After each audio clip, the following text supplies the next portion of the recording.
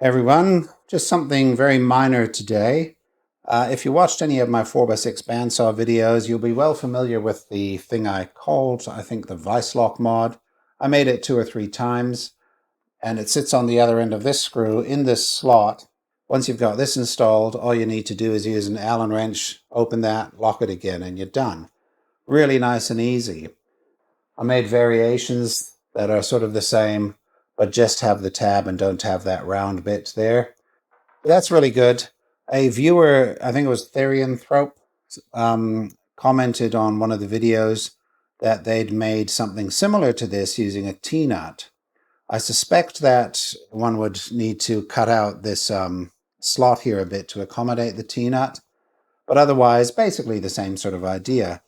Now, they also said that they'd put some extended knobs on here so that they could operate it with just their hands. And I thought, hey, what a great idea. Why don't I do that, but with adjustable handles, not with knobs? And so we're going to pull those out and put them on. But I'm also going to do some bluing on these parts because they'd been getting a bit rusty. And so we're going to do that. I've put them in Evaporest to clean them up. And my videos are never short, but let's try and get this done as quickly as possible, okay? Before I begin with the bluing, I'm just going to give these one last spray down with wax and grease remover.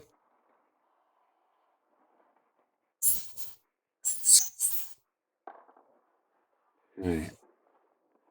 I'm trying not to use a lot because I'm not putting it back in the bottle. Once it's out, it's out. It doesn't go back in. Now, they say 60 seconds maximum time, but when I did the last thing, I just put it on. You want to get it on there until it's really on there. I've got glasses on, so just to protect from splashes. This was my original part here. This is the one that I use on my bandsaw. That other one is spare.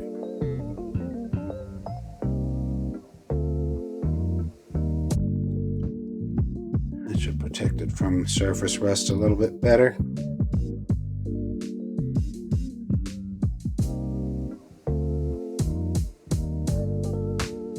Good. Looks good. It's not super black.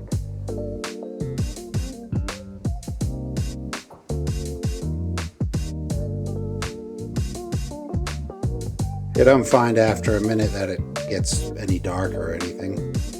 So just run it all the way to the minute or 2 minutes or whatever. It's fine.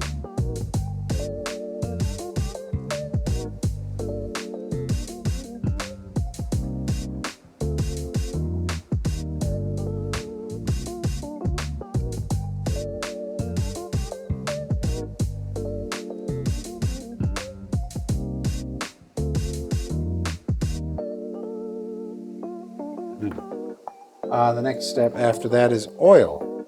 Come on.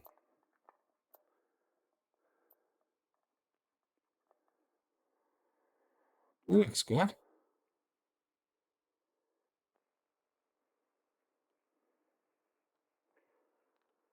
Good stuff. All right, let's put these parts back where they belong. So this is the knob for my quill stop, which is all in my Mill DRO series. It screws on right there.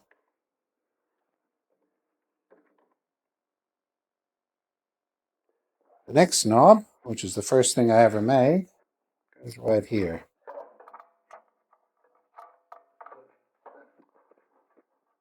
Nice. As I said, a viewer mentioned that he'd made extended knobs here to operate this.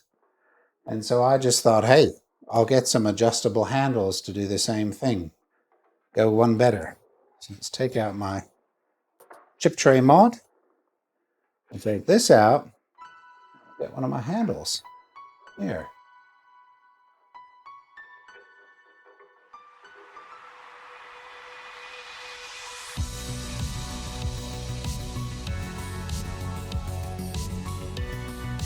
That's locked. It's open. Loose, tight, loose, tight. But that's not all, because I also wanted it on this one. Oh, this is the one that has the little shrink wrap bushing. So that's a bit of heat shrink, but it's not heated. It's just placed over. It just happened to be the right size. You can make a little bushing out of brass or whatever, just to take up that sideways movement. There's just that little bit in there. It's enough to upset you 90 degrees.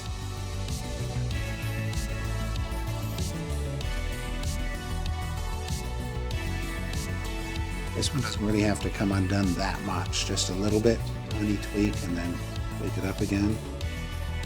All right, there we go. I'll just put my chip tray back in. Let's see how we would use this in real life. I guess I would normally take that out, undo it slightly, take this out, undo it, move it, lock it up. And I can then lock that. See if it's all out of the way here.